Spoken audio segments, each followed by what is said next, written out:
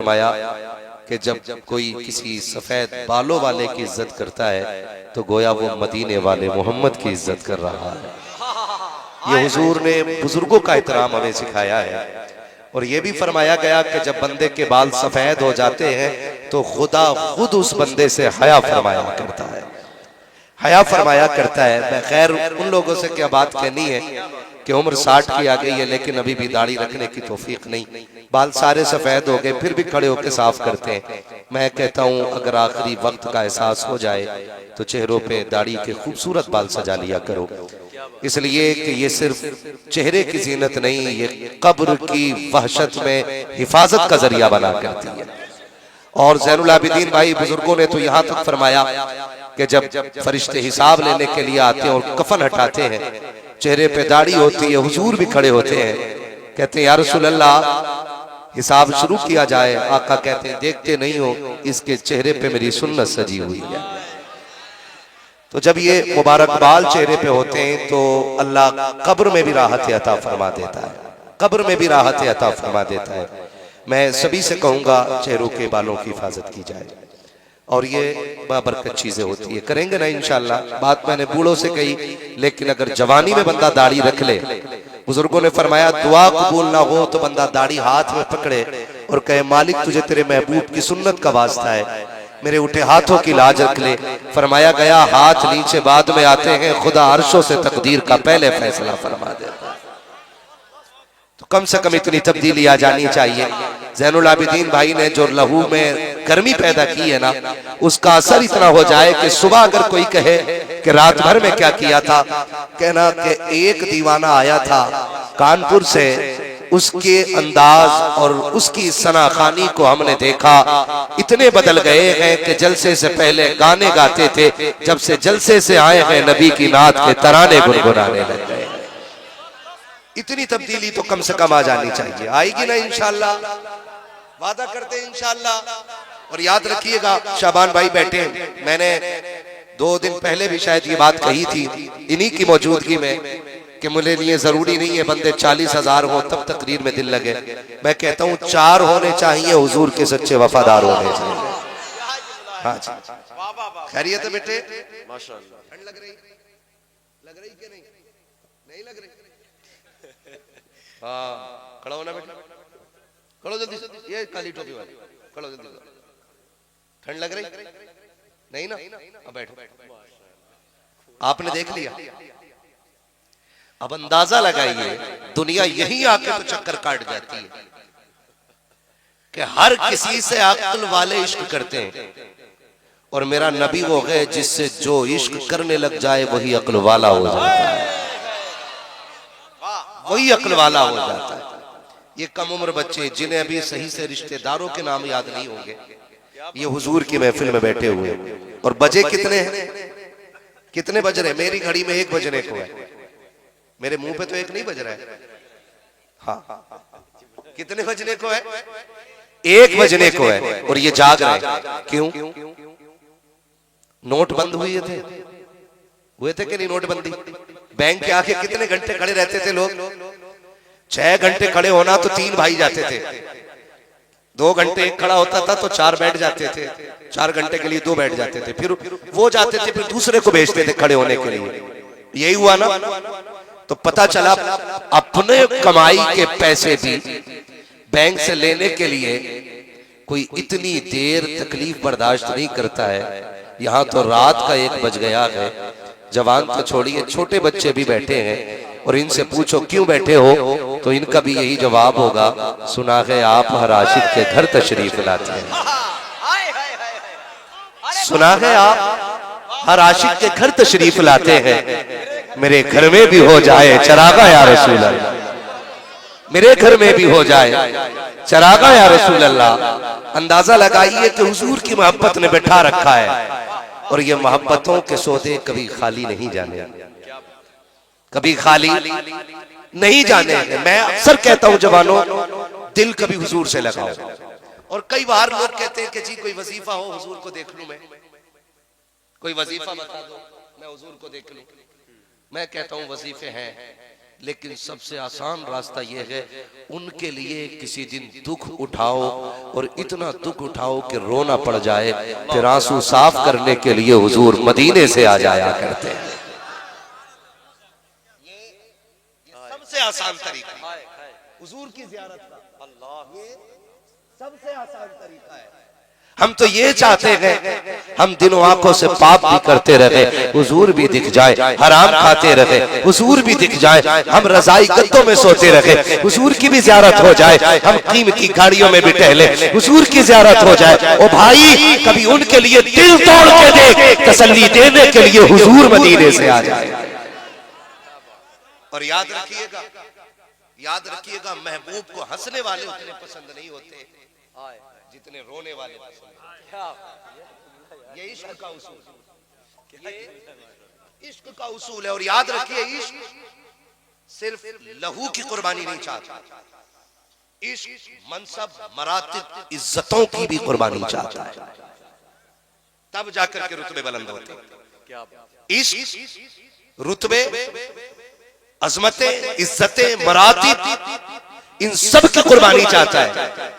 अगर ना याद हो तो याद दिला दूं, एक बहुत बड़े मर्तबे वाले को इमाम अहमद रजा कहा जाता है, और इतने बड़े मर्तबे वाला कि 1000 किताबों का मुसन्निफ, और इतना बड़ा अल्लामा, अगर फिक़ा पे लिखने पे आए तो इमाम आज़म का सानी नजर आता है, अगर हदीस बयान करने पे आए तो अपने वक्त का इमाम बुखारी नजर आता है, अगर तबसरा करने लग जाए साइंस के तर्ज पर तो अपने वक्त का सबसे बड़ा साइंटिस्ट नजर आता है। उस इमाम अहमद रजा की जिंदगी देखो। इश्क मैंने कहा अजमतों की कुर्बानियां चाहता है, जो सिर्फ जूते उठवा करके बड़े रुतबे पाना चाहते हैं, उन्हें रुतबे मैसर नहीं होते हैं। मेरे बाप ने कहा था, बेटे कादिम बनना पड़ता है तब जाके कोई मखदूम बना करता है, पहले जूतियां उठानी पड़ती है तब जाके लोग जूते उठाते हैं, पहले किसी के तलवे आपको धोने पड़ेंगे तब जाके लोग आपके पैर पकड़ेंगे। मैंने कहा कैसे? कहा सुनो बेटे, बरेली के अहमद रजा की दावत बरेली में हो रही है,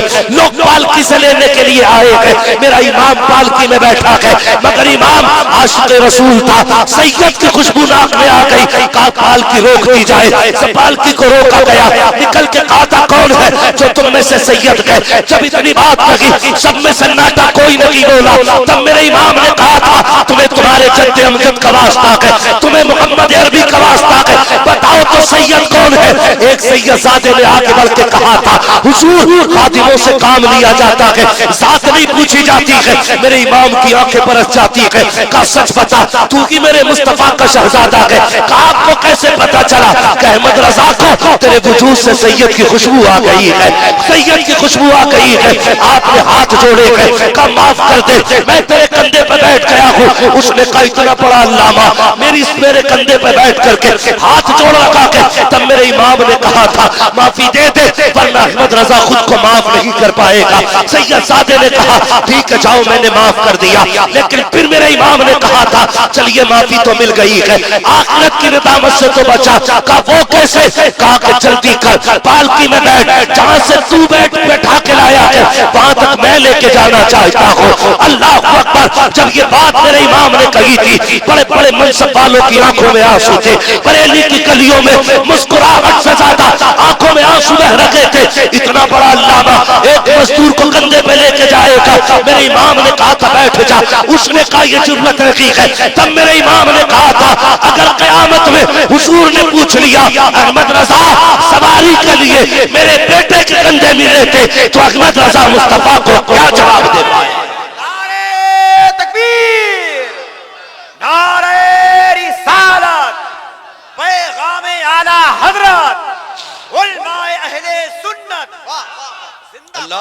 फिर बैठाया वक्त का अल्लामा पगड़ी पैरों में रख के पड़ा, पैरों में अपनी पगड़ी रख दी। हम तो कहते हैं अच्छा जूते में ठोकर लग गई हमारे, तुझे दिखता नहीं हम कौन है। इमाम तेरी अजमतों को सलाम। आला हज़रत को लोगों ने पढ़ा नहीं, गैरों से सुना तुमने, गैरों से कहा तुमने, कुछ हमसे कहा होता, कुछ हमसे सुना होता।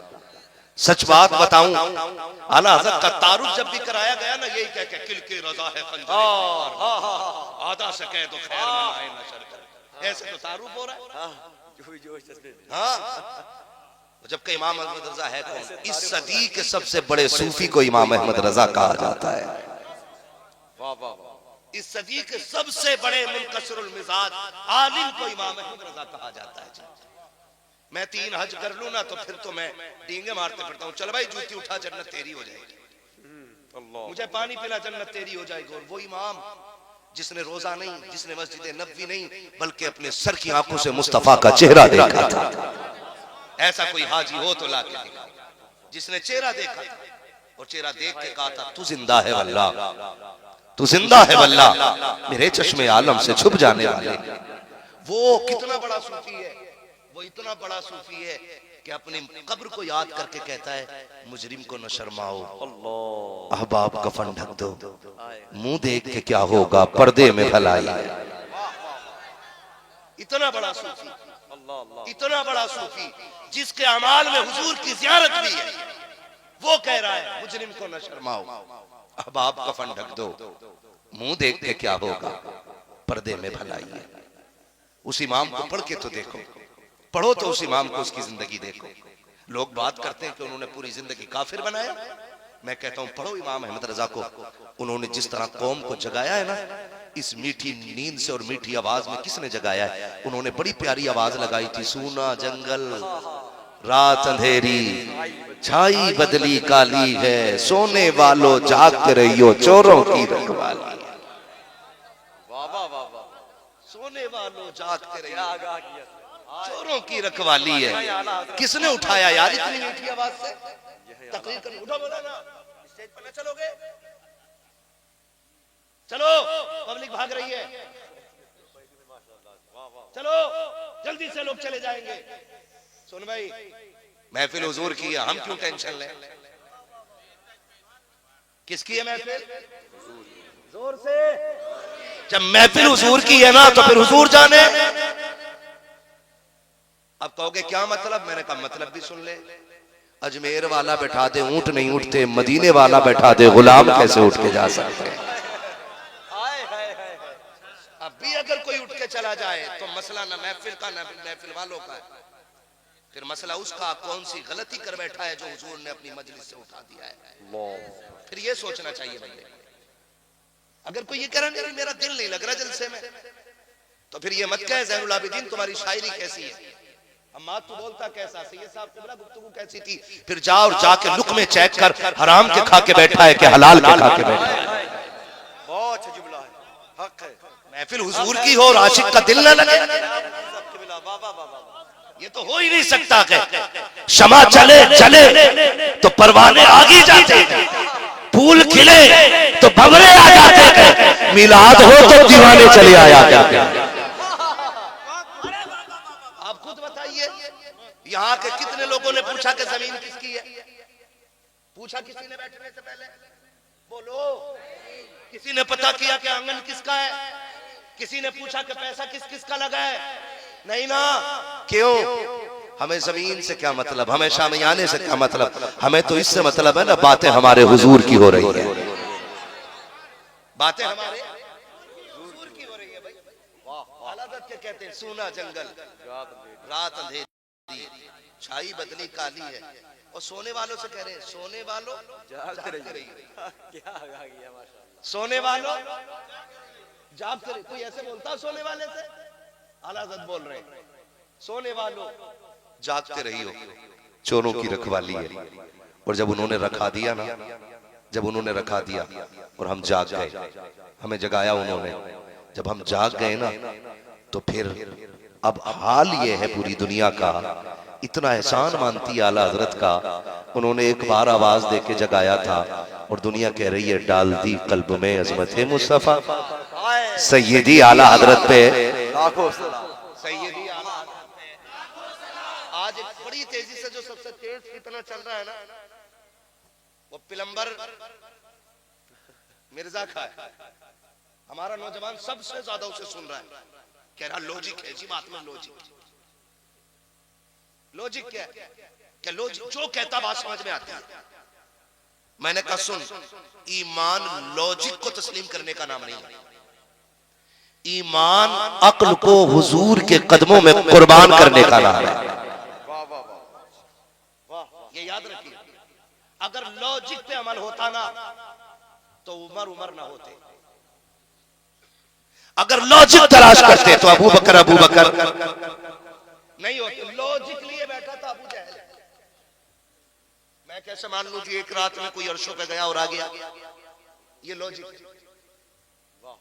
समझ रहे सारे लोग? बहुत गौर से सुनिएगा, अल्लाह करे हमारा कोई नौजवान किसी प्लम्बर और किसी डॉक्टर के चक्कर में ना पड़े। प्लम्बर टोटी फिट करता है, दीन नहीं फैलाया। हमारा नल खराब होगा तो प्लम्बर को बुलाएंगे, ईमान खराब होगा तो बरेली के अहमद रजा को बुलाया जाएगा। लॉजिक बता रहा हूं। वो जो बात करता है ना, लोग कहते हैं कि लॉजिक क्या, उसकी गुफ्तगू में लॉजिक है, कनेक्टिविटी है। जो बात कहता समझ में आती है कि पानी गिरेगा तो कपड़े भिगो दे, ये लॉजिक है। धूप निकलेगी उजाला होगा, ये लॉजिक है। मैंने कहा यही लॉजिक अबू जहल लेके आया था। उसने कहा था, अबू बकर कहा क्या कि तुम अपने यार से सच्ची दोस्ती का दावा करते हो, तुमने आज तक हमारी नहीं मानी। लो आज एक बात बताओ। कहा क्या तुम इस बात की तस्दीक करोगे? अगर कोई बंदा ये कहे कि मैं एक लम्हे में आसमानों के ऊपर गया हूँ, मैंने जन्नत भी देखी, दोज़ख भी देखी है, मैं जन्नत की भी सैर करके आया हूँ, दोज़ख की भी सैर करके आया हूँ, और आप कहता है ये सब कुछ देख के आया हूँ एक लम्हे के अंदर क्या ये कहने वाला सच्चा हो सकता है? सच्चा हो सकता है? हजरत अबू बकर सिद्दीक ने कहा नहीं। कहा कोई भी नहीं। जब इतनी बात कही है, अबू बकर ने अबू जहल ने कहा लगाया और कहा था, लो अब बताओ ये जो बात कह रहा है तुम्हारा नबी कह रहा है, जिसे तुम दोस्त कहते हो, उसने कही है। तब अबू बकर ने मुस्कुरा के कहा, अगर उसने कहा है तो सच ही कहा है। अगर उसने कहा है तो सच ही कहा है। अबू जहल कह रहा, लो अभी तो कह रहे थे कोई नहीं कह हो सकता जा सकता। फरमाने लगे मेरा यार कोई में तो नहीं आता ना। क्या बात, वो मेरा यार कोई में तो नहीं आता ना। अगर वो कहते हैं तो सच कहते हैं। लॉजिक लेके बैठा था अबू जहल और इश्क लेके आए थे अबू बकर। लॉजिक ने अबू जहल बना दिया, इश्क ने अबू बकर बना दिया। लॉजिक ने अबू जहल बनाया, इश्क ने उमर बनाया, इश्क ने उस्मान बनाया, इश्क ने हैदर कर्रार बनाया, इश्क ने हैदर कर्रार बनाया। ये इश्क ही तो था जो 72 जाने लेके करबला आया था। ये इश्क ही तो था, वरना लाओ ना लॉजिक की बात हो तो ये अगर होता करबला में प्लम्बर या इसका बाप, ये कहता सुनो हम जूते उठा रहे हैं, अल्लाह और इश्क क्या था? हुसैन 6 माह की कमाई लेके खेमे से निकला। इसे इश्क कहते हैं, इसे इश्क कहते हैं। 6 माह की कमाई ली है, नाना की चादर डाल दी है। देख के अमीर बिन साद ने कहा, लो हुसैन आ रहे हैं अब कुरान लेके। पहले आ जाते तो जान बख्श देते, अब कुरान लाने का क्या फायदा? अकबर नहीं, कासिम नहीं, और मोहम्मद नहीं, अब्बास नहीं, सारे चले गए। अब कुरान लेके आ रहे हैं। मेरा इमाम पहुंचा, उन्होंने कहा अब लाए हो कुरान जान की माफी मांगने के लिए? मेरे इमाम ने कहा, जालिमों में कुरान नहीं लेके आया, हुसैन अपनी जान लेके आया। और जैसी मुस्तफा की चादर अपने शहजादे के चेहरे से हटाई ना, तो 22,000 की टांगे कांप गई थी। ये इश्क था, 22,000 की टांगे कांप गई। यही तो इश्क था। अल्लाह अकबर। जब मेरा इमाम खड़ा हुआ है, अब इश्क की ताकत देखिएगा। 22,000 के सामने खड़े होकर मेरे इमाम ने कहा था, सुनो तुमने अकबर को शहीद किया, कासिम को शहीद किया, अब्बास को शहीद किया, मेरे साथी सारे शहीद कर डाले गए। सिर्फ इतना कहना चाहता हूँ, मेरे असगर को एक घूंट पानी दे दो, मैं तुम्हारे सबके किए हुए जुर्म को माफ कर दूंगा। कयामत में नाना के हाथ से हौज़े कौसर के जाम पिलवाऊंगा। अमर इब्न साद ने कहा था, हुसैन जाम नहीं चाहिए, 2 चीजें चाहिए, या तो सर दे दो या हाथ दे दो। इश्क यहाँ बोल के कहता है सर ले सकते हो, हाथ नहीं ले सकते हो, इसलिए कि इस हाथ ने नाना की उंगली पकड़ के चलना सीखा।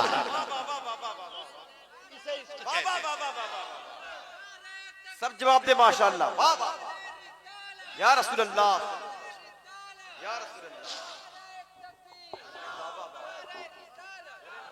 इसे इश्क कहते हैं। जिंदाबाद। लॉजिक नहीं था, यहाँ इश्क था। और इश्क की आखिरी हद देखें आप।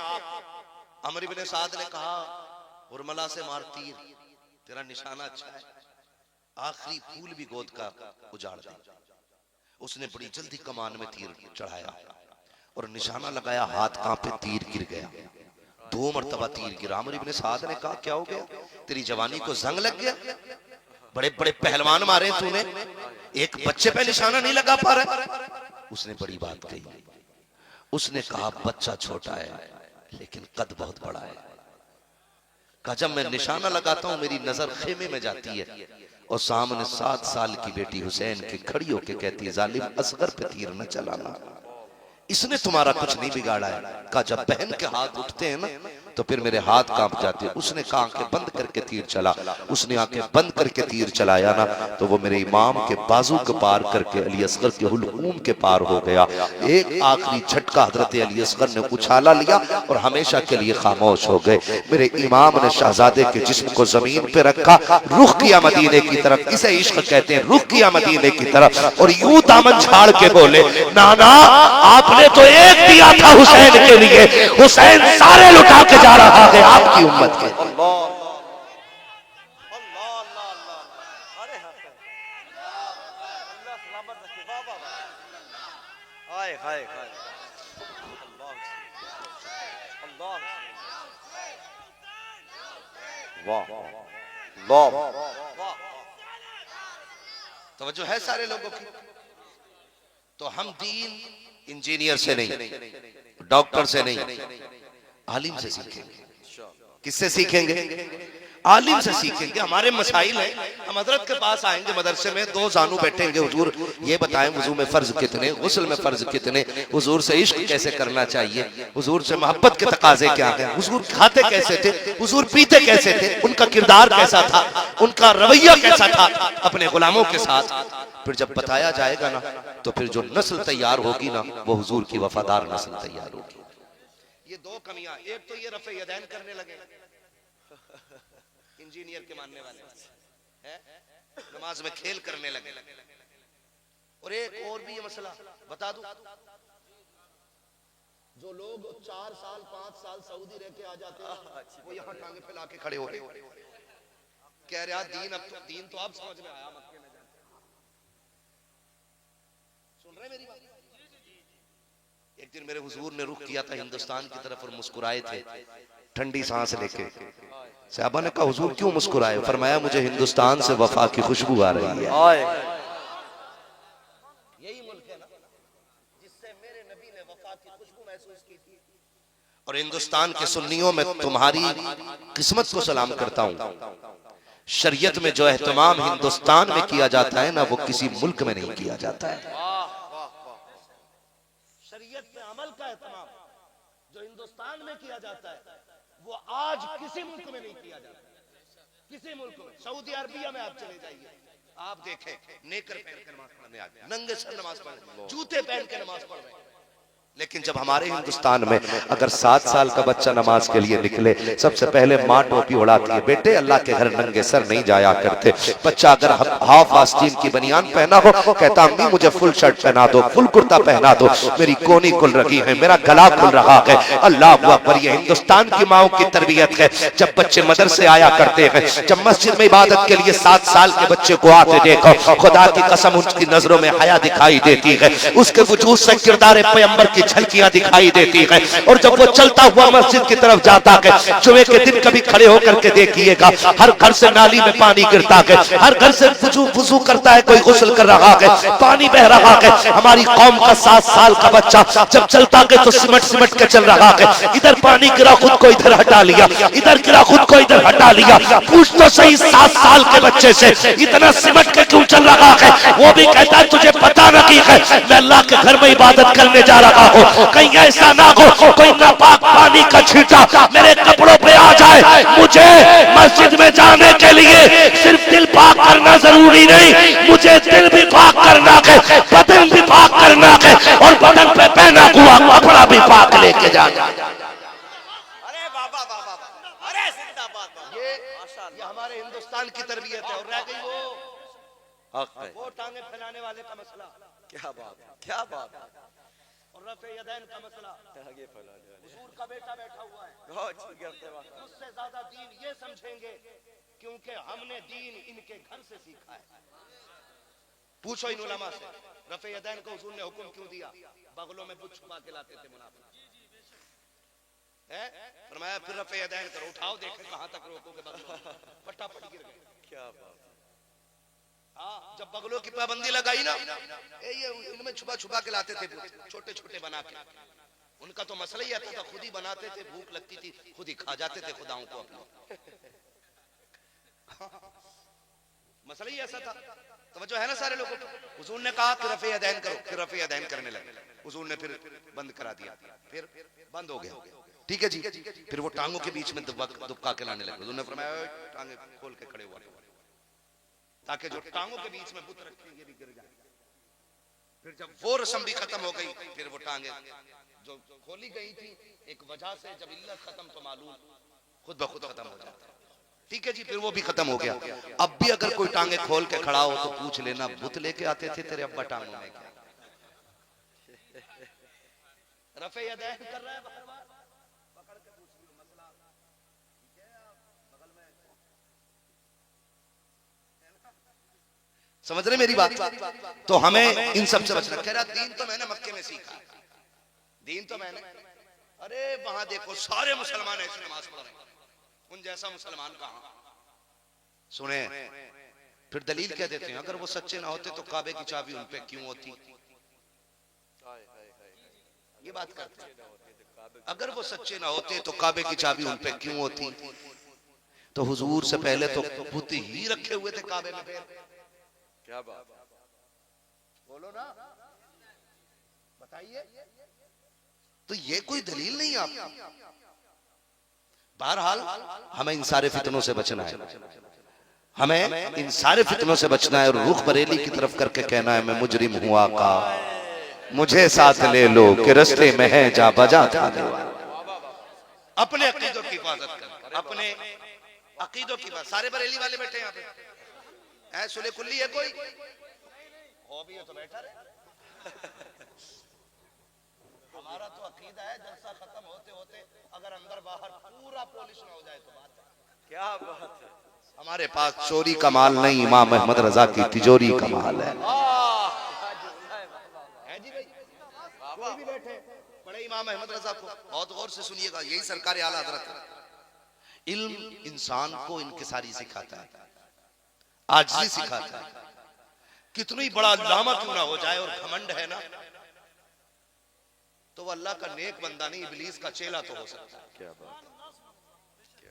ये याद रखिए, इस सदी के सबसे बड़े अल्लामा को इमाम अहमद रजा कहा जाता है।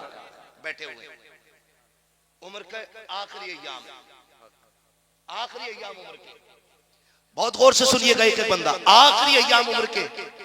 एक छोटा सा बच्चा आया आके कहने लगा बड़े मौलाना साहब, आज कह दियो जरा किसी मुकर्रिर को बड़े मौलाना साहब, अगर तुमने कह दी बड़े मौलाना तकरीर करने आ रहे हैं, चल तुझे निजामत नहीं आती है। हमें हजरत नहीं कहा, हमें शाह नहीं कहा, हमें अल्लामतुल दहर नहीं कहा, हम तो वो हैं जो समंदरों में आग लगा देते हैं। अल्लाह जी आपने आग लगाने के अलावा यही क्या है? क्या बात है माशाअल्लाह। अरे बाबा बाबा, इसी चीज ने तो बेड़ा गर्क कर दिया कि जो समंदरों में आग लगाई है। अरे काश हमने लगी हुई आगे बुझाई होती, हाय हाय। काश हमने जलती हुई आग बुझाई होती, है ना, तो लड़ जाते। लेकिन इमाम अहमद रजा 1000 किताबों के मुसन्निफ और इतना बड़ा अल्लामा, इतना बड़ा अल्लामा कि अरबो अजम सारे आलिम जिसके कदमों में बैठा करते, इतना बड़ा अल्लामा। और एक छोटा सा बच्चा आके कह रहा बड़े मौलवी साहब, आपने फरमाया जी, फरमाया दावत है आपकी हमारे यहाँ। छोटा बच्चा था, दावत है, आपने फरमाया कोई बड़ा नहीं है तेरे घर में? इतना सुना ना, उसने कहा जी नहीं। कहा कहां तेरे घर वाले? उसने कहा मैं यतीम हूं और माँ का इकलौता हूं। जैसी लफ्ज यतीम आया ना, मेरे इमाम की गर्दन झुक गई। फरमाया जा तेरी दावत कबूल है, जा तेरी दावत कबूल है। आज जी हम पहले कह देते जिस जगह कयाम होना, गद्दे अच्छी कंपनी के हो, एसी लगी हो, पंखा अच्छा हो, और जरा सा एक मच्छर काट ले तो हम पूरे घर को काटने दौड़ते हैं। और मेरा इमाम कह रहा है कोई है नहीं बड़ा। उसने कहा जी यतीम हूं। इतना सुना मेरे इमाम की नजरें झुक गईं। फरमाया बेटे जा तेरी दावत कबूल है। आपने फरमाया मुस्कुरा के, बच्चा था ना, क्या खिलाओगे बेटे? तो बच्चे की गोद में ना चने का साग था। साग होता है ना चने का हरा। उसने दामन खोला, कहा यही बनेगा और बेसन की रोटी रहेगी। साग बनेगा और बेसन की रोटी रहेगी। आपने फरमाया मंजूर है। अब बच्चा जाने लगा ना, उसने कहा खुद आ जाओगे कि बुलाना आने पड़ेगा? बच्चा कह रहा, बच्चा तो बच्चा था और अकीदा सब रखते थे मेरे इमाम से। उसने कहा खुद आ जाओगे कि बुलाने आना पड़ेगा? मेरा इमाम कहता बेटे तू आने की जहमत न करना, रजा खुद चल के आ जाएगा। ये यतीमों से प्यार है। तुमसे हाथ जोड़ के कह रहा हूं, आज भी हमारी सोसाइटी में यतीम है, आज भी हमारी सोसाइटी में लावारिस है। खुदा की कसम खा के कहता हूं, हम वहां पैसा लगाते हैं जहां तमाशा ज्यादा बन जाए, हम वहां पैसे लुटाते हैं जहां 4 लोग देखने वाले हों, हम वहां पैसा बिल्कुल लगाने तैयार नहीं होते जहां जिस खर्चे का गवाह सिर्फ अल्लाह होता है। और याद रखिएगा खर्चे वो मोतबर होते हैं जो सिर्फ खुदा के लिए किए जाते हैं, मुस्तफा के लिए किए जाते हैं। आज सोसाइटी में फैला हुआ दर्द देखो।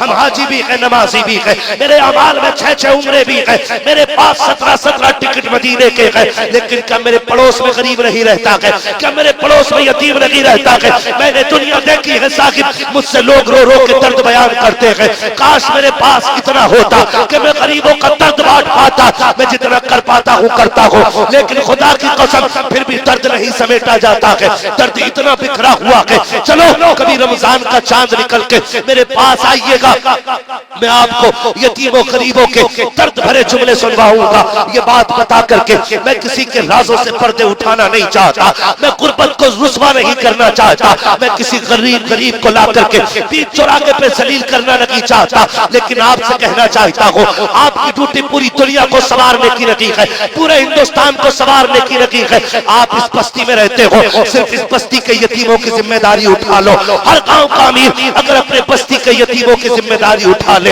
तो फिर रमजान में किसी यतीम के दस्तरखान पर सिर्फ पानी नजर नहीं आएगा।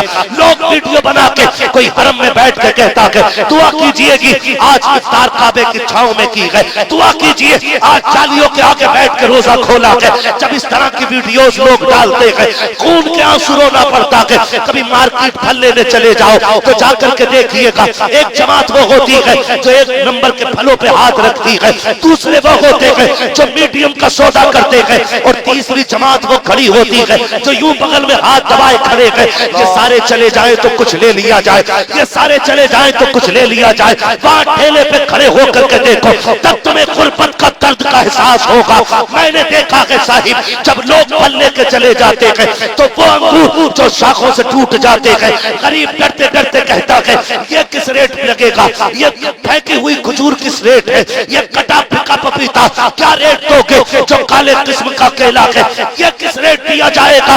अगर तुम्हारी भी कोई दुकान है, हाथ जोड़ के कहता हूँ रमजान आ जाए तो खाली पैसा कमाने के लिए तिजारत मत कीजिएगा, अमीर बनने के लिए तिजारत मत कीजिएगा।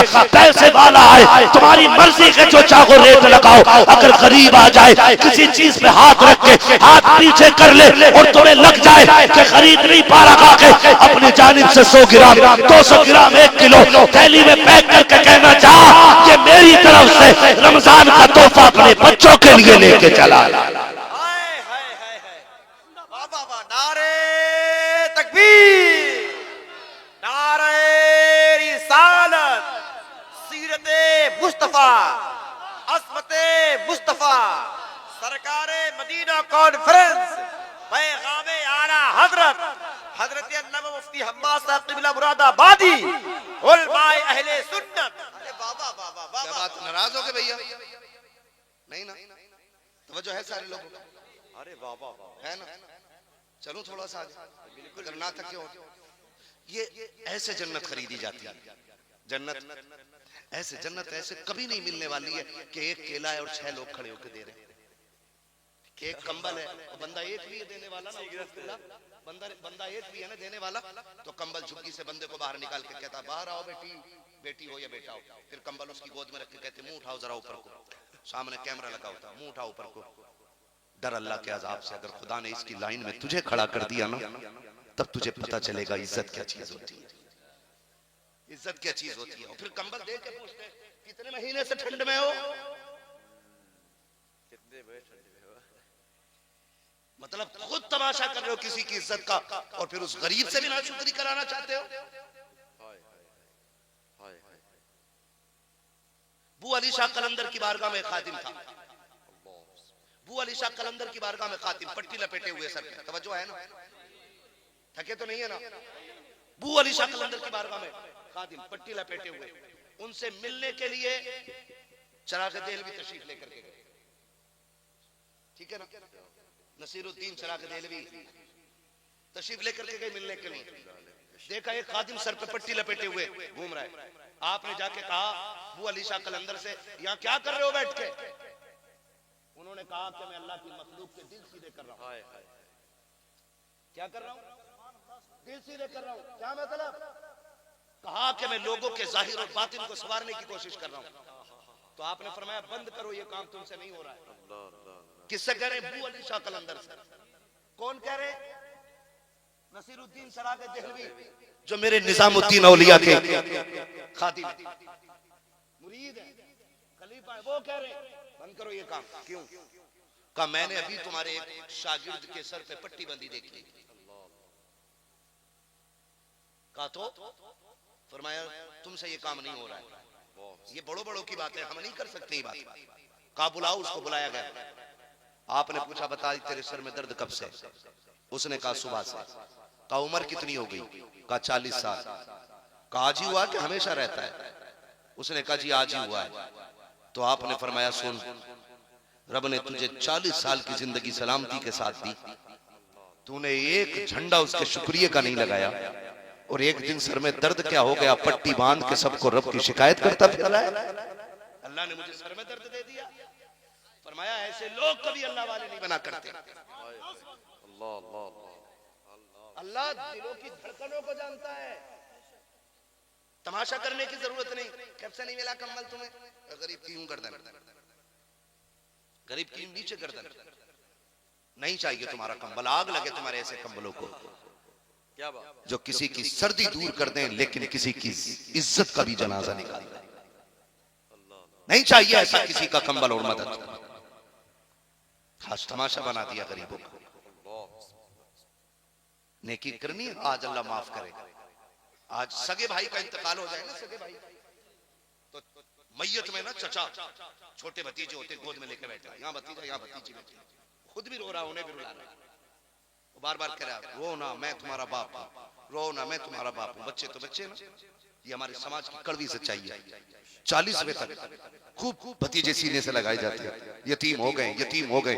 क्यों, क्योंकि 40वें तक मेहमान आते हैं, और जैसी 40वां खत्म है ना, तो सगा चचा अगर भतीजा आ जाए घर में और चचा का बेटा कुछ खा रहा हो ना, सगा चचा कहता जा बेटे अंदर जाके खा ले, कहीं इसकी नजर ना पड़ जाए। सगे भतीजे यतीम अगर हो जाते तो सगा चचा उनकी हांडी को देखने तैयार नहीं। क्यों, क्योंकि मुट्ठी बंद करके कुछ देगा तो उससे नुकसान हो जाएगा, कि सिर्फ भतीजा जानेगा और खुदा जानेगा, मेरी तारीफ तो कोई करेगा ही नहीं। इसलिए सगे भतीजों को ठोकर मार दी जाती है। सलाम हो इमाम अहमद रजा तेरी अजमतों को, सिर्फ दावत बरेली में नहीं, नजर मुस्तफा के मक्के में भी लगी हुई है। आला हजरत की नजरों के सामने हुजूर की ये कुर्बानी भी थी ना। मक्के की जमीन, एक यतीम बच्चा है, माँ को होश संभाल के उसने देखा कि बेवा है, और गरीब इतनी है कि बदन पर कई जगह से कपड़े फटे हुए। नौजवानों, ये जो 24 घंटे गेम खेलते हो ना, 18 घंटे 12 घंटे मोबाइलों में लगाते हो, बंद कर दो इन मोबाइलों को। अगर पढ़ सकते हो तो पढ़ो, और नहीं पढ़ सकते हो तो पैसा कमाओ। इतना कमाओ कि तुम बाप के कंधे पे बोझ ना रहो, बल्कि 2-4 कमजोरों का बोझ अपने कंधे पे उठाने के लायक हो जाओ। इतना कमाओ आप पैसा। मैं पैसा कमाने का इनकार नहीं करता, लेकिन याद रखिएगा हराम नहीं कमाना है, कैसा कमाना है? कैसा कमाना है? हलाल कमाना। ये कोशिश कीजिएगा जब भी कमाएंगे हलाल कमाएंगे। हुजूर का दौर है, इब्तदाई इस्लाम है, मक्के की जमीन है। बच्चा कह रहा है अम्मी ये कपड़े फट गए, बदन दिख रहा है, इस पे पैबंद लगा लो। मुझे गैरत आती जब तुम्हारा बदन देखता हूं। माँ की आंख में आंसू आ गए। उसने कहा लाल जब तू पैदा हुआ तेरा बाप चला गया, यतीम था, मैंने तुझे हर हाल में पाला, मैंने तुझे हर हाल में पाला। बेटे तू कपड़ों की बात करता है, कितने वक्त ऐसे गुजरे जो तेरी माँ ने एक लुकमा नहीं खाया था, कहीं से भी लाके खिलाया, तेरा पेट भराया। बेटे आज गुर्बत इतनी है कि पैबंद लगाने को कपड़ा नहीं है। भतीजा जब बेटे ने इतना सुना कहती अम्मी चचा भी है ना शहर में, तू कहे तो मैं चचा के पास ना चला जाऊं। माँ ने कहा बेटे जमीन मक्के की है, यहाँ दिल भी पत्थर के हैं, जमीन भी पत्थर की है, यहाँ कोई किसी का दर्द बांटने वाला नहीं। उसने कहा अम्मी एक बार जाने की इजाजत तो दे दे, हो सकता कि चचा मुझे देखे मेरे चेहरे में उसे अपने भाई का चेहरा दिखाई दे जाए, भतीजा समझ के उसे तरस आ जाए। माँ ने कहा बेटे मैं उसे 7 साल से देख रही हूँ, आज तक एक वक्त का एक लुकमा देने वो नहीं आया है, तेरी माँ को चादर कैसे दे देगा?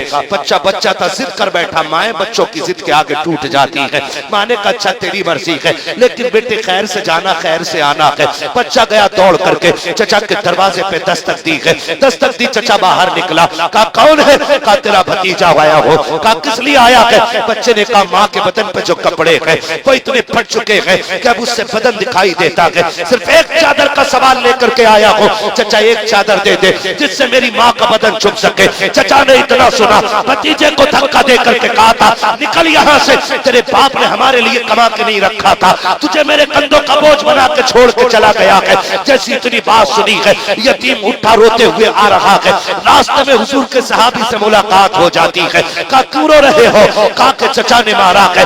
जब इतनी बात सुनी है, सहाबी ने मुस्कुराना शुरू किया। बच्चा कहता मेरे गम पे हंस रहे हो? कहा नहीं, हंस इस बात पे रहा हो कि दुनिया टुकरा रही है, मैं तुझे सीने से लगाने वाले का पता बताने लग गया। अरे बाबा बाबा उसका पता बताने लगा बाबा जो गरीबों को सीने से लगाने के लिए। कहा कौन है? कहा नाम मोहम्मद है। कहा कहाँ मिलेंगे? कहा हरम में मिलेंगे। बच्चा माँ का फर्माबरदार था। उसने कहा सुनो वहां भी जाना तो माँ की इजाजत से ही जाना है, वहां भी जाना है तो माँ की इजाजत। हम माँ की इजाजत से घर से निकलते, हम तो चप्पल पहन के गेट तक भाग जाते, पीछे से अम्मा की आवाज आती गुड्डू कहाँ जा रहा है? तो झूठ बोल के कहते अभी आ रहा हूं, जबकि हम 3 बजे 1 बजे 2 बजे रातों को आते, और 1 बजे 2 बजे आए फिर दरवाजा न खुले तो गुस्सा माँ पे उतारते। पता नहीं मैं खड़ा था कितनी देर से, तुझे शर्म नहीं आई? उठा नहीं गया? सुन ये माँ बाप बादशाह होते हैं, पूरी रात भी ये दरवाजा न खोले और तू कुत्ते की तरह गेट पे खड़ा रहे ना, तुझे हक नहीं है उनसे ये पूछने का भी कि दरवाजा क्यों नहीं खोला। माँ बाप होते हैं, तो माँ दरवाजा खोल दे, कुत्ते की तरह भौंकते हैं, उन पे चढ़ जाते हैं। कहाँ थी अब तक? कब से गेट बजा रहा हूँ, पता ही नहीं कब से खड़ा हूँ, नशे में सो रही थी। जबान को लगाम दे, जो तेरे सामने खड़ी है ना ये मिट्टी की मूरत नहीं, ये जन्नत का परवाना खड़ा है। लहजे संभाल के बात कर, और आने पे लेट माँ डांट दे, कहाँ था अब तक? फिर खैरियत नहीं है। कब हो हुकूमत?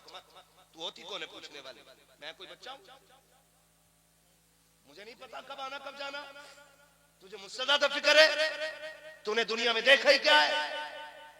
हम दुनिया में घूम रहे हैं, हमसे पूछ। इस तरह से बात करते हो, खुदा का वास्ता दे के कहता हूँ, देखो हाथ जोड़ के कह रहा हूँ, कभी माँ डांटे ना तो जबान ना खोलना, कभी पलट के जवाब ना देना, वरना याद रख जिस दिन ये कब्रिस्तान कफन में लिपट के चली गई ना, तो 3 बजे आना, 2 बजे आना, 1 बजे आना, कोई तुझसे पूछने वाला नहीं होगा, किसी को घर में तेरा इंतजार नहीं होगा। एक माँ ही तो है जो इंतजार करती है, एक माँ ही तो है जो टोक दिया करती है, एक माँ ही तो है जिसको तेरे देर से आने की फिक्र होती है, एक माँ ही तो है कि जब तू नहीं होता है, तब माँ तड़प जाया करती है और तू उसी से कहता है तू होती कौन है पूछने वाली।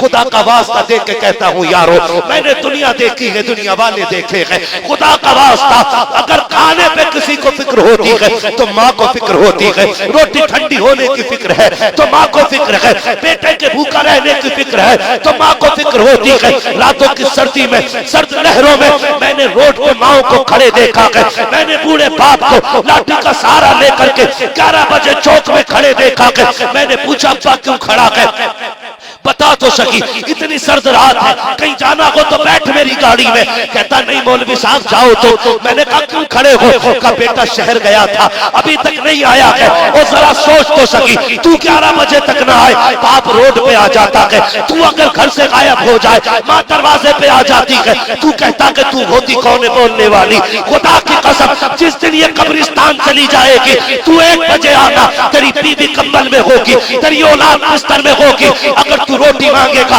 साफ कह दिया जाएगा किचन से लेके खा लो जी, हमें उठने का टाइम नहीं है, सुबह से शाम तक थक गए हैं। लेकिन यही माँ होती है जो 3 बजे उठ करके कहती है अरे बेटे कहा था अब तक, मैंने भी रोटी नहीं खाई है। तुम कहते हो ना, मेरे सामने कुत्ते की तरह ना भोग। और खुदा के वास्ते इनकी इज्जत कर लो। अगर ये चले जाएंगे, किसी को दस्तरखान पे तेरा इंतजार नहीं होगा, किसी को रोटी की फिक्र नहीं होगी। तू घर के अंदर आएगा तो तुझे बिस्तर दिखाई देगा, लेकिन लेटने वाली मां नहीं होगी। तुझे कोने में टूटा चश्मा दिखाई देगा, लेकिन लगाने वाली मां नहीं होगी। तुझे लाठी तो पड़ी दिखाई देगी, पकड़ने वाला बाप नहीं होगा। तब तेरे काम तरसेंगे, कहां से लाऊंगा प्यारी सी आवाज जो कभी 3 बजे आती थी, कभी 4 बजे आती थी।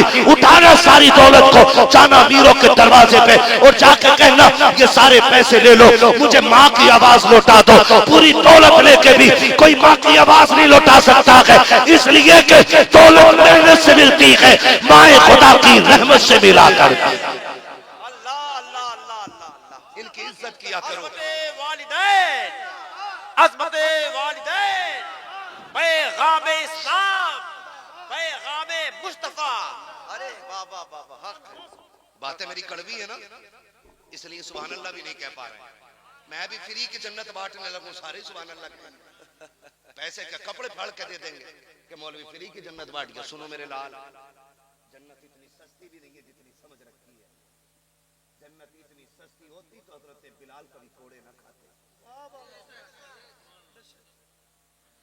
सोचो, कभी फैसला करो, दीन क्या है, इनके बाप दादा से पूछो। हाँ, जिसकी सकीना करबला में प्यासी रही हो, वो हुसैन बताएगा दीन की कीमत क्या है। अल्लाह अल्लाह। जिसकी ज़ैनब ने 5600 मील सफर किया हो, वो अली बताएगा जन्नत की कीमत क्या है। हम तो बैठे 2 मिनट में ये जन्नती वो जन्नत, फिर गए फ्री में जन्नत बैठ। ऐसा कोई फ्री का जन्नत बांटने वाला मुझे भी बता, जो बिना मेहनत के जन्नत में। सुन रहे मेरी बात, समझ पा रहे? माँ बड़ी दौलत है, माँ बड़ी दौलत है। जुनैद बगदादी हर वक्त शुक्र सब्र करने वाला बना। बड़े बड़े सितम हुए, कभी जबान पे नाशुक्री नहीं आई, लेकिन जब माँ कब्रिस्तान गई, हजरत जुनैद बगदादी चीख चीख के रोते थे। किसी ने कहा था जुनैद, दुनिया को सब्र की तलकीन करते हो, शुक्र की बातें बताते हो, आज तड़प तड़प के मरे जा रहे हो। इतना गम माँ के जाने का। जुनैद बगदादी ने कहा था सिर्फ माँ जाती तो सब्र कर लेता, सिर्फ माँ नहीं गई है, जन्नत का दरवाजा ही बंद हो गया। जिसकी खिदमत करके जन्नत में जाना था, आज वो दरवाजा ही बंद हो गया। आज तेरी मेरी औकात क्या है, तेरी मेरी हैसियत क्या है? जुनैद वो है जिसे जुनैद बनाई हुजूर ने। खुदारा माँ बाप की इज्जत करो। उसने कहा जी माँ से पूछ लूं पहले, याद है कर लूं बात पूरी। मेरी 2 बातें अधूरी रह गई हैं, एक हुजूर की बात और एक आला हजरत वाली दावत। अल्लाह करे ये बातें समझ में आ जाए। सिर्फ वाकया सुनाना मकसूद नहीं है, हम बुजुर्गों के जिक्र इसलिए करते हैं ताकि उनकी जिंदगी की तरह हमारी जिंदगी हो जाए। हाँ, कभी भैया सोने तो बैठे हो, सीधे बैठो। जो हुजूर की महफिल में सोया करे उसे उठाया ना करो। मेरा ईमान यह है अगर महफिल में ख्वाब आए तो फिर ख्वाब में हुजूर ही आए, ठीक है ना? नहीं, मेरा अपना नजरिया, मैं अपना नजरिया जो है मैं साफ करके चलता हूं। तवज्जो है ना सारे लोगों की? ये मेरी अकीदत भी है और अकीदा भी है। वो कहा था ना, मैं सो जाऊं या मुस्तफा कहते कहते, खुले आंख सल्ले, खुले आंख सल्ले अल्लाह अल्लाह कहते कहते। आपसे भी गुजारिश है, सर्दी आ गई है, सर्दी आ गई है। हम छोटे थे ना, या हम जवान भी हो, माँ बाप मजबूत हो ना, तो जवानी में भी कम से कम 3 से 4 मरतबा माँ कंबल चेक करने आती है। आज भी जवानी में भी माँ चेक करने आती है, कहीं पैर तो नहीं खुल गए मेरे लाल, अल्लाह अल्लाह अल्लाह, कहीं हाथ तो नहीं निकल के बाहर। ये तो आप सबके साथ होता होगा, ये कोई आसमानी बात नहीं है। माँ आती है, कंबल उड़ा के जाती है, कभी मुंह छुपा के जाती है। ओ यारो, आज हम जवान है, माँ कमजोर हो गई है। आज अब्बा से कंबल का बोझ नहीं उठता है, आज माँ से कंबल नहीं संभाला जाता। 4 बार ना सही, 1 चक्कर जरूर माँ के कमरे का लगा लिया करो, और इस नियत से लगा लिया करो, अगर कंबल गिर गया होगा तो माँ को उड़ा के आऊंगा। कसम खुदा की, तुम कदम कदम पे माँ के करीब नहीं बल्कि जन्नत के करीब होते चले जाओगे। आ गई है सर्दी, आ गई है सर्दी। हर माँ बाप के पास साफ सुथरा कंबल होना चाहिए। क्या बात है, बहुत अच्छा पैगाम, बहुत अच्छी बात है, बहुत अच्छी बात। ये नहीं होना चाहिए। जाओ, मैं आपको क्या बताऊं, हम दुनिया में घूमना हमारा काम है, सब दिखाई देता है। बाप छप्पर में जिसमें हवा के झोंकों के थपेड़े आ रहे हैं, बेटा जिसके लहू में खून की गर्मी अभी 100% है, वो कमरा चारों तरफ से पैक करके सो रहा है।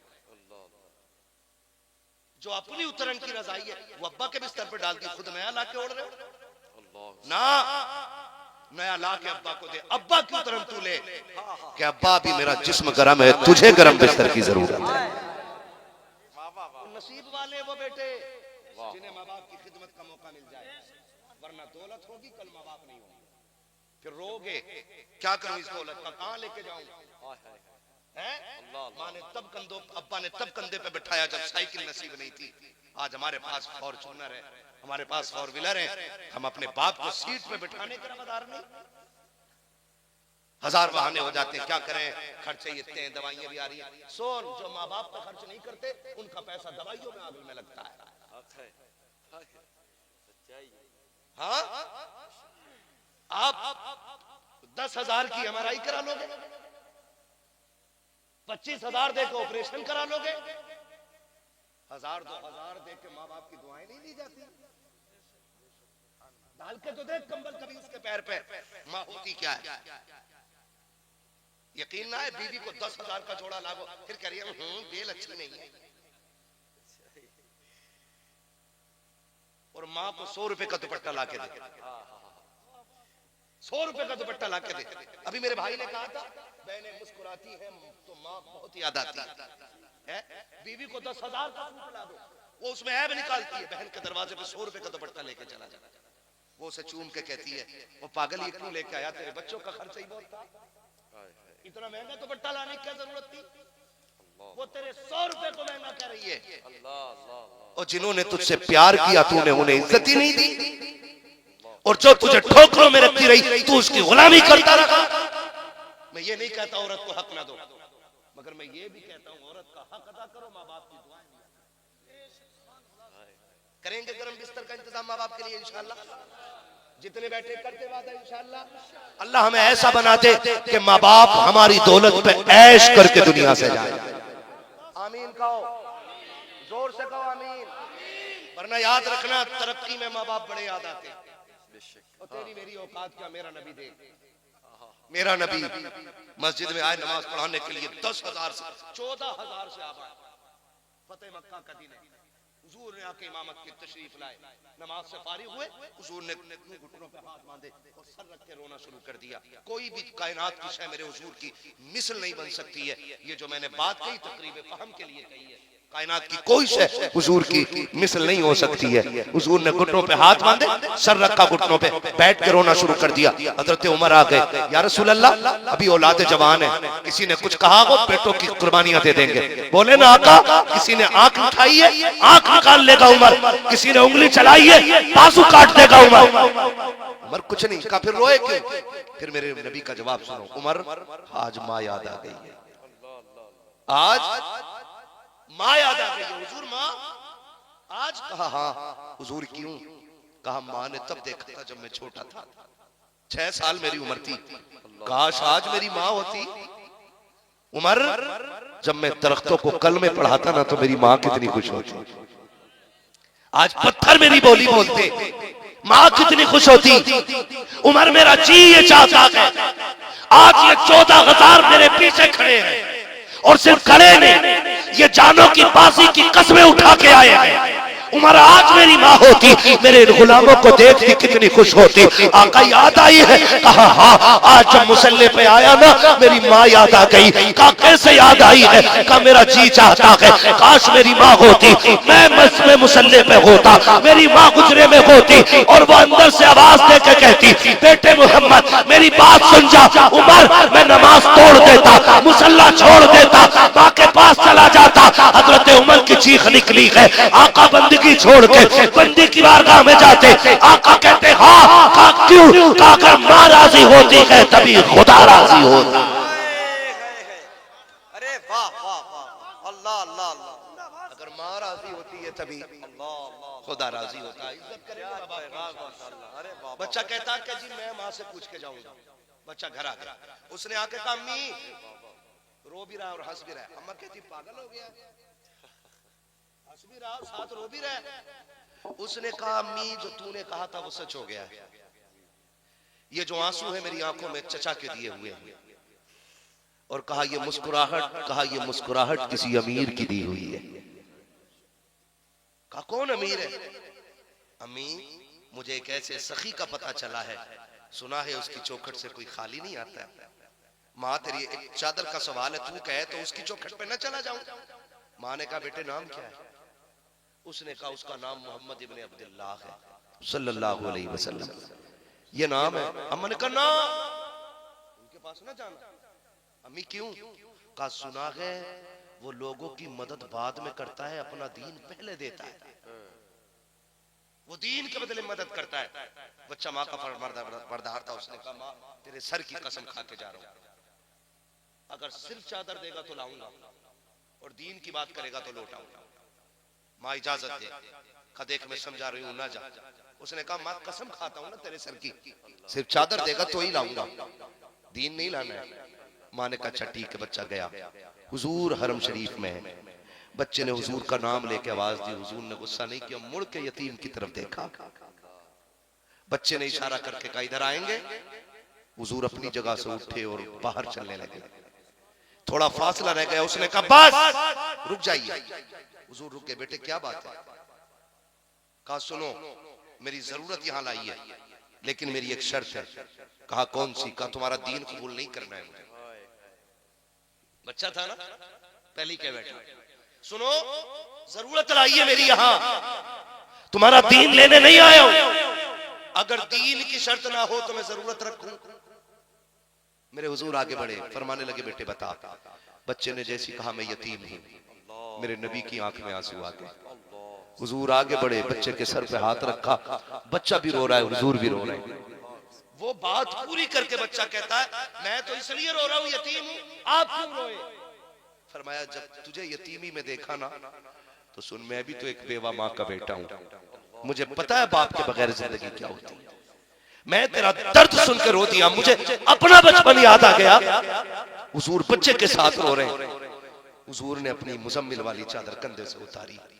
फरमाया जा तुझे कोई शर्त नहीं है, ले चादर ले जा, माँ को दे दे जाके। अब जो बच्चे ने हुजूर की चादर ली है और सीने से लगाई है, इश्क सीने में उतरना शुरू हो जाता है। इश्क सीने में उतरा, तवज्जो है, इश्क सीने में उतरा। अब जैसी चादर सीने पे लगी है, इश्क कहता यार इन्हीं के कदमों में बैठ गया, जा कर रहा है। लेकिन अक्ल कहती है माँ इंतजार कर रही होगी। इश्क ने कहा बैठ, अक्ल ने कहा चल।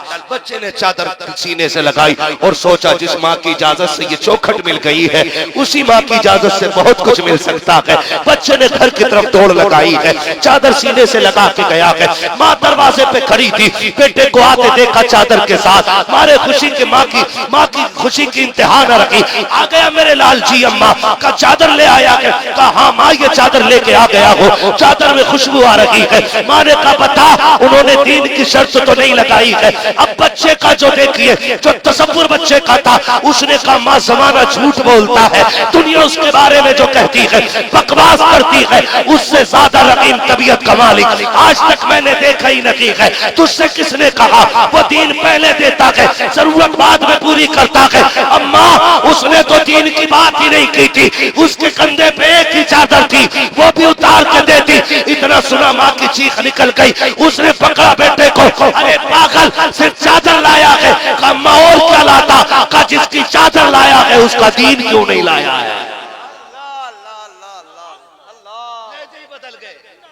कहा जिसका दीन अल्लाह अल्लाह अल्लाह उसकी चादर क्यों नहीं लाया? अम्मा तूने मना किया था ना। कहा पागल ऐसे लोग जमाने में कहाँ मिलते हैं। अम्मी जाऊं मैं?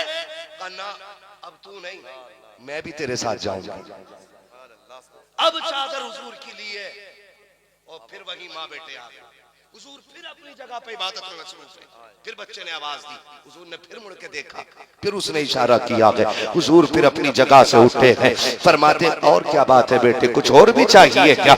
अल्लाह अकबर। खातून की आंख में भी आंसू है, बच्चा भी रो रहा है। उसने कहा जब से होश संभाला है आज तक यतीमी के बोझ से बाहर नहीं निकला था, तेरे कदमों तक क्या आया, यतीमी का ख्वाब ही दिमाग से निकल गया है।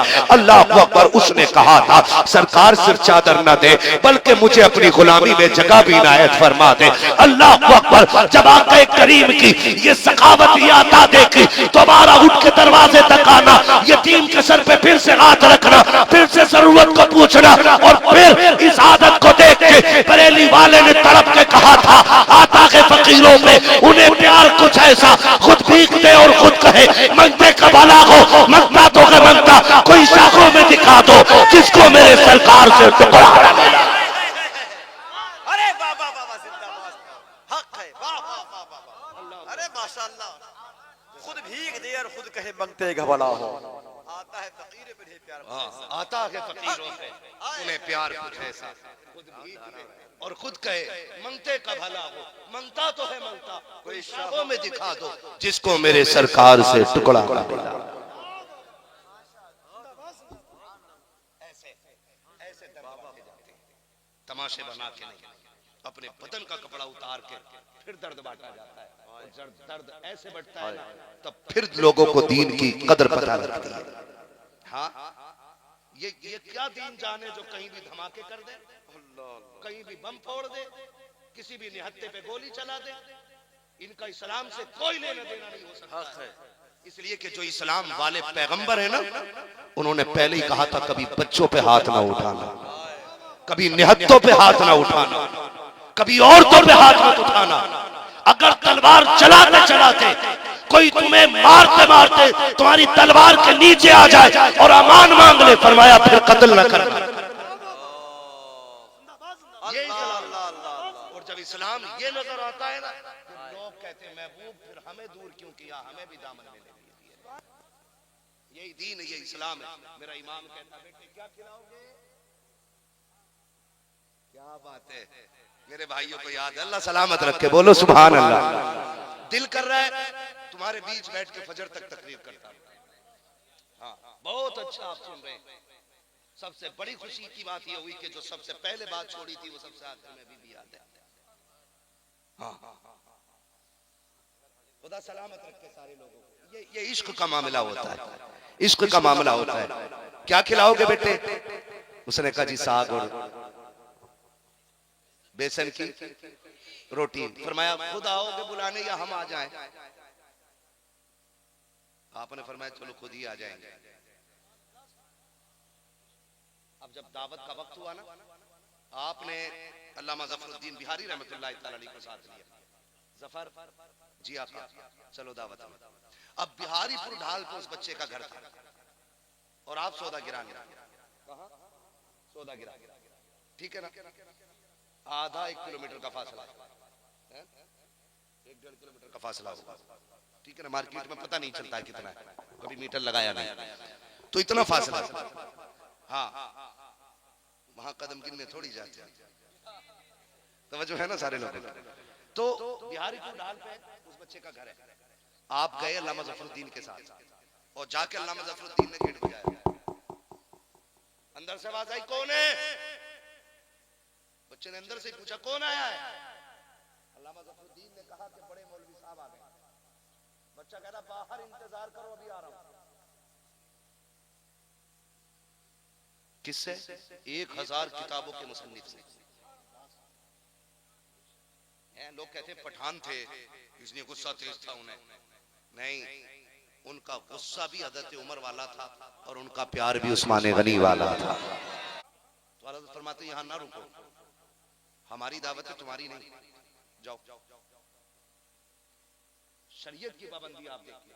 आज दावत एक थी हुजूर, तो 3 लोग मोटरसाइकिल पे एक्स्ट्रा बिठा के ला रहे, चल लिया क्या तोड़ना है? वो तो जगह नहीं रहती, बाइक पे डंडे मार के ले जाए।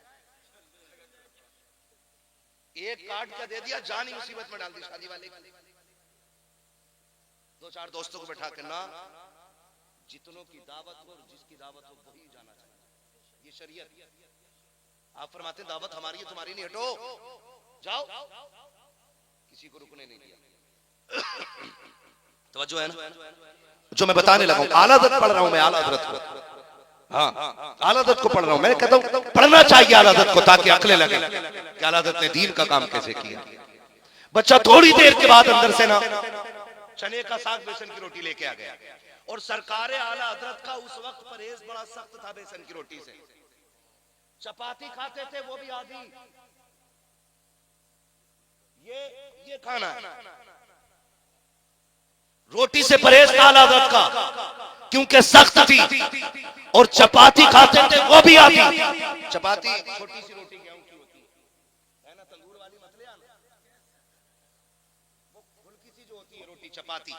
जो चपाती उस रोटी को कहते हैं जो फूल जाती है पत्ते हुए, जिसके 2 परत बन जाते हैं कागज की तरह, वो चपाती कहलाती। वो भी आधी थी। अब जब आया है दस्तरखान पे खाना, यतीम लेकर के आया, अल्लाह अकबर। अल्लामा ज़फरुद्दीन बैठे हुए हैं, सरकार आला हज़रत के आगे वही बेसन की रोटी रखी हुई है जिसको डॉक्टर आपके लिए जहर बता चुके हैं। का ये रोटी कभी जिंदगी में अब आपको नहीं खानी है, अब आपके मैदे में इतनी ताकत नहीं है जो इसे हजम कर पाए, आप ये रोटी नहीं खा सकते हैं। लेकिन जब यतीम ने दस्तरखान पे ला के रखी, आप आधी रोटी चपाती खाते थे। लेकिन आज जब खाने के लिए बैठे गए, अल्लामा ज़फरुद्दीन कहते थे कि खा, आला हज़रत रखे थे, पसीना मेरे माथे पे आ रहा था, इस रोटी को आप खा रहे हैं। और कहते आधी नहीं बल्कि आज पूरी रोटी सरकार आला हज़रत ने खाई है, खा करके इजाजत ली है और दुआ दे के चलने लगे। अल्लामा ज़फरुद्दीन ने कहा था सरकार माजरा समझ में नहीं आया, कितनी सख्ती से परहेज कर रहे हैं, डॉक्टर ने पाबंदी लगाई है, आप एक लुकमा खा लेते, आपकी सेहत भी बच जाती, दावत का भी हक अदा हो सकता था, आपने मौत को दावत दे दी है। इतनी मजबूत रोटी, वो भी एक खाली है। सरकार आला हज़रत की आंख में आंसू आए, कहा था ज़फरुद्दीन तू ही बता यार, मैं अपनी तबीयत को देखूं या मदीने वाले की शरीयत को देखूं, मैं अपनी सेहत को देखूं या मदीने वाले की निस्बत को देखूं। कहा क्या कहना चाहते हैं? कहा अगर मैं एक लुकमा खा लेता दावत का हक अदा हो जाता, लेकिन यतीम का दिल टूट जाता, वो सोचता मैं गरीब हूं इसलिए एक लुकमा खाया है, का पेट भर के इसलिए खाया है ताकि यतीम भी राजी हो जाए और साथ में मदीने वाला मुस्तफा भी राजी हो।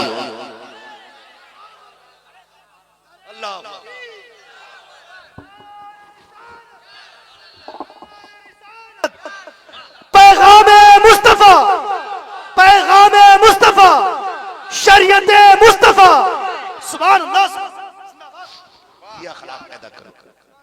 ऐसा नहीं दावत गरीब की है तो लल्ला तू चला जा, और दावत पैसे वाले की तो अब्बा पहले ही कोट पैंट पहने बैठा मैं जाऊंगा, यहाँ तो कबाब चलेंगे। सुनो, मुर्गे बकरे तोड़ने से अच्छा है किसी गरीब का दिल जोड़ दिया करो।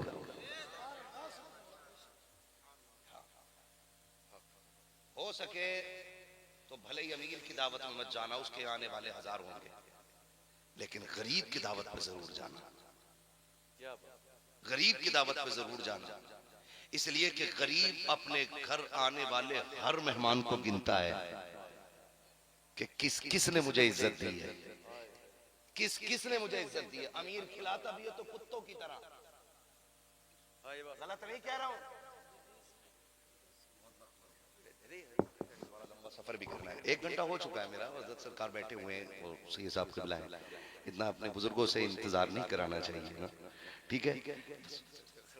तवज्जो है ना सारे लोगों की। मैंने भी खत्म तो नहीं की ना बात, अब कह रहे हो बोलो बोलो बोलो, मैं तकरीर भूल गया। अमीर खिलाता है कुत्तों की तरह, गरीब खिलाता है बादशाहों की तरह।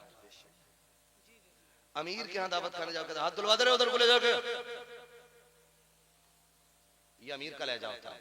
आप गरीब के यहाँ दावत खाने जाए आगे, अच्छा आइए। तो आप लोगों के दिल रखो, खुदा तुम्हारी इज्जतें बढ़ाएगा, इज्जतें बढ़ाएगा। और यही हमारे इस्लाम का पैगाम है।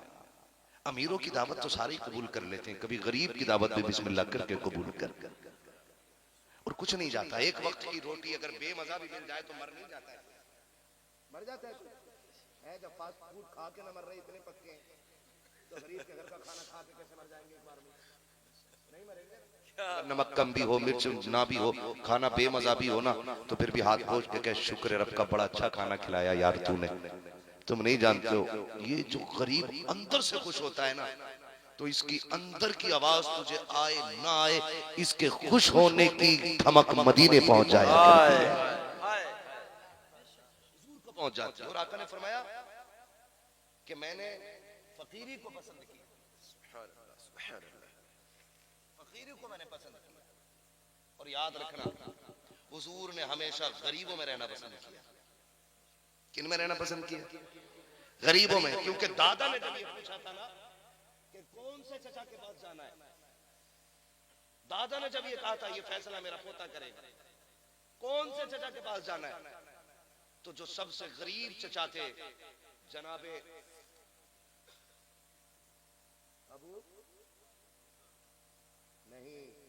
अबू तालिब, हजरत अली के बारे में, उनके पास जाके गोद में बैठ गए थे। हालांकि और चचा गुंजाइशदार थे, पैसे वाले थे, लेकिन चचा की गोद में उनके ही जाके बैठे जो सबसे गरीब थे। लेकिन उनकी मोहब्बत भी जानते हैं। जब उनके घर का खाना बन जाता था और बच्चे कहते थे अब्बा भूख लगी है, तो कहते थे ना, पहले हमारा मेहमान खाना खाएगा, उसके बाद सब खाना खाएगा है। और जब हुजूर दस्तरखान पे आते थे तो हुजूर सबको बैठाए बगैर खाना नहीं खाते थे। एक दिन घर के बच्चों ने कहा अब्बा आप हमें उनके बाद ही क्यों दस्तरखान पे बुलाते हैं?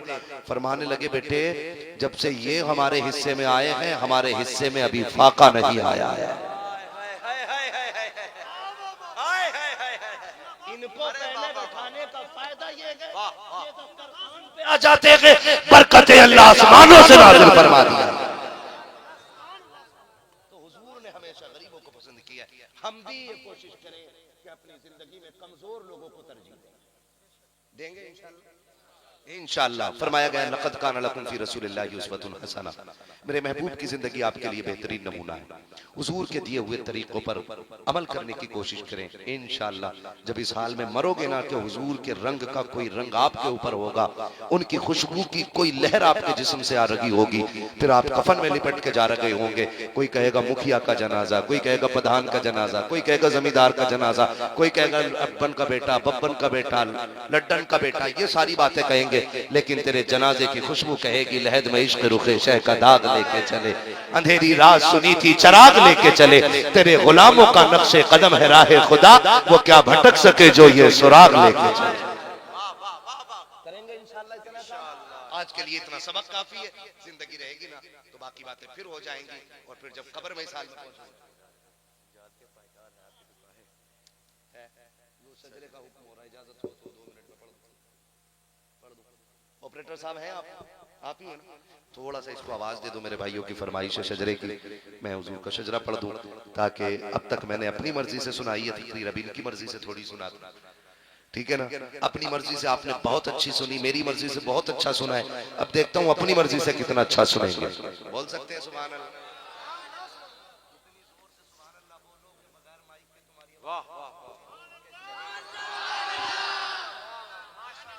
मेरी बात भी पूरी नहीं होनी, इतनी जोर से सुभान अल्लाह बोलो, वाह जाने वालों को ये पता चल जाए कि जलसा खत्म नहीं हुआ। वाह वाह, क्या बात है, माशाअल्लाह। अल्लाह सलामत रख के राजी हो आपसे। मगर मैं तुम्हें बता दूं स्पेशल कोड अपना, जब मेरा हाथ का इशारा होना तो समझ जाना। कहना है, समझना ये था कि मौलवी की सांस अटकने लगे, ये समझना। कहना सुभान अल्लाह, अटकने पे सुभान अल्लाह नहीं कहना है कि बिल्कुल ही बंद हो जाए। इसलिए सुभान अल्लाह कहना कि आप सुभान अल्लाह कहोगे तो मुझे लंबी सी सांस लेने का मौका मिल जाएगा। साफ बात अच्छी रहती है, झूठ बोल के सुभान अल्लाह नहीं कहलवाना, अपनी गलत से कहलवा रहा हूं ताकि आपकी सुभान अल्लाह की आड़ में मैं सांस लूं। छोटी छोटी सांसें तो मैं ले ही लूंगा, लंबी सांस जब लेनी होगी तभी मैं हाथ का इशारा करूंगा, ठीक है ना? इतनी जोर से सुभान अल्लाह कहो कि ठंड कम हो जाए। बेटे आज सुभान अल्लाह कह के गला बैठा लो। माँ कहे क्या हुआ? अम्मी पैसे वाले पैसे लुटा रहे थे, मैं हुजूर के नाम पे आवाज उठा के आ गया। कुछ तो लगा दो ना, कुछ तो लग जाना चाहिए, ठीक है? कुछ तो लग जाना चाहिए। क्या बोल सकते हैं दरवाले? ये हमारे स्टेज वाले कुरान वाले बच्चे बोल सकते हैं सुभान अल्लाह? अब सारे बोले सुभान अल्लाह। हाँ जी, देखो धोखा ना देना। मौलवी शुरू हो जाए ना, कहते ले अब तो गियर पड़ गया, अब क्या हो या मत करो, अब हटेगा थोड़ी। याद रखो नमाज जनाजा नहीं है जो तकबीरें पूरी करके हटूंगा। अगर साथ छोड़ा तो मैं साथ देते रहोगे तो पढ़ता रहूंगा। बोले जरा पीछे, चचा लोग बैठे, चचा लोग। मसला ये है कि एक पैर केले पे, दूसरा कब्र में है, नंबर करीबी है। जवानों की एक उम्मीद है कि अभी बुढ़ापा आना है, लेकिन बुढ़ापे के बाद कोई और उम्र, फिर सीधी कब्रिस्तान कितनी दूर है यहाँ से? करीब नहीं है ना? हाँ जी, तो फिर बोले और तैयारी करें, बोले सुभान अल्लाह। चलो कोई बात नहीं, जो जहां रहने तो बोलो जरा सुभान अल्लाह। आदम के बेटे शीश, देखो एकदम आवाज हल्की हो गई। साथ ना छोड़ो, मुझे मेहनत करनी है, तकरीर बराबर मेहनत खाली शजरे में लग जाती है। हाँ, तो आप थोड़ा सा साथ दें, वरना कोई जरूरी नहीं है, मैं जबरदस्ती नहीं कर रहा हूँ। मेरा वक्त मुकर्रर हो पूरा हो गया, बल्कि उससे भी 10 मिनट ऊपर निकल गए जितना मुझे बोलना चाहिए था। बोले जरा सुभान अल्लाह। आदम के बेटे शीश, शीश के बेटे अनस, अनस के बेटे कैनान, कैनान के बेटे मेलाइल, मेलाइल के बेटे ब्यारत, ब्यारत के बेटे इदरीस, इदरीस के बेटे मुतवशिक, मुतवशिक के बेटे लबकने के नाम, लबकने के नाम के बेटे नूह, नूह के बेटे साम, साम के बेटे जुल्हाद, जुल्हाद के बेटे शालिक, शालिक के बेटे आबिर, आबिर के बेटे दाता, दाता के बेटे रावा, रावा के बेटे सारू, सारू के बेटे नाकुल, नाकुल के बेटे तारिक, तारिक के बेटे इब्राहिम खलीलुल्लाह, इब्राहिम खलीलुल्लाह के बेटे इस्माइल ज़बीहुल्लाह, इस्माइल ज़बीहुल्लाह के बेटे केदार, केदार के बेटे अवाम, अवाम के बेटे हमल, हमल के बेटे साबित, साबित के बेटे सलमान, सलमान के बेटे रईसा, रईसा के बेटे इलियसा, इलियसा के बेटे औद, औद के बेटे हव्वा, हव्वा के बेटे अदनान, अदनान के बेटे माद, माद के बेटे नदार, नदार के बेटे मुदिर, मुदिर के बेटे इलियास, इलियास के बेटे मुदरिका, मुदरिका के बेटे खदीमा, खदीमा के बेटे किनाना, किनाना के बेटे नदर, नदर के बेटे मालिक, मालिक के बेटे फार, फार के बेटे गालिब, गालिब के बेटे लुई, लुई के बेटे काब, काब के बेटे मुर्रा, मुर्रा के बेटे किलाब, किलाब के बेटे कुसै, कुसै के बेटे अब्दे मनाफ, अब्दे मनाफ के बेटे हाशिम के, हाशिम के बेटे अब्दुल मुत्तलिब के, अब्दुल मुत्तलिब के बेटे अब्दुल्लाह के, और अब्दुल्लाह के बेटे मुहम्मदुर रसूलुल्लाह। बस जो हुए गलत उनको माफ फरमाए रब्बे कायनात। जिंदगी ने दिया साथ, फिर होगी मुलाकात, चमन रहा फूल खिलेंगे, जिंदगी रही फिर मिलेंगे, मुसाफिर हम भी, मुसाफिर हो तुम भी, किसी मोड़ पर फिर मुलाकात होगी। फकीरान आए सदा कर चले, सदा खुश रहो ये दुआ कर चले। सारे लोग कलमा शरीफ पढ़ लीजिए, ला इलाहा, और जोर से ला इलाहा, और जोर से ला इलाहा इल्लल्लाह। अस्तगफिरुल्लाह रब्बी मिन कुल्ली ज़ंबिन व अतूबु इलैहि व मा अलैना इल्लल बलाग। अस्सलामु अलैकुम व रहमतुल्लाह। रहमत पे लाखों सलाम, शम्ए बज़ में हिदायत पे लाखों सलाम, शम्ए बज़ में हिदायत को सलाम। शगरे यारे रम ताजदारे हरम, शगरे यारे ताजदार हरम नौबहार शफाअत पे लाखों सलाम नौबहार शफाअत पे लाखों सलाम हम गरीबों के आका पे बेघर दरूद हम गरीबों के आका पे बेहद दरूद हम फकीरों के सर पे लाखों सलाम हम फकीरों के सरवत पे लाखों सलाम मुझसे खिदमत की खुद से कहे रज़ा मुझसे खिदमत की खुद से कहे रज़ा मुस्तफा जाने रहमत पे लाखों सलाम शम्ए बज़ में हिदायत पे लाखों सलाम या नबी या रसूल सलाम अलैका या हबीब सलाम अलैका